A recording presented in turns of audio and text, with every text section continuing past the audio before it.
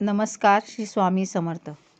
गुढीपाडव्याच्या दिवशी कडुनिंबाची कोवळी पाने, मिरे, गूळ आणि जिरे एकत्र करून वाटून त्याचा प्रसाद घ्यावा. यामुळे वर्षभर आरोग्य उत्तम लाभते. घरातील नकारात्मकता घालवण्यासाठी घर स्वच्छ ठेवा.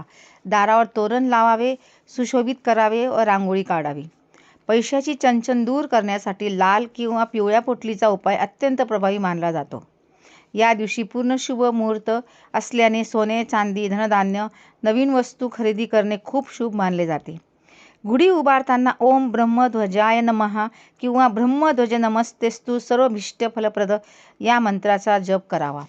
या दिवशी नवीन वर्ष सुरू होते म्हणून घरात वादविवाद करणे टाळावे, जेणेकरून पूर्ण वर्ष चांगले जाईल.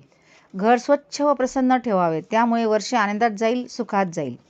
गुढीला लावलेली लिंबाची पाने गुढी काढल्यावर त्यातील केवळ 2 पाने तिजोरीत ठेवावी, जेणेकरून धनाला वृद्धी येते आणि वर्षभर पैशाची चणचण जाणवत नाही. धन्यवाद.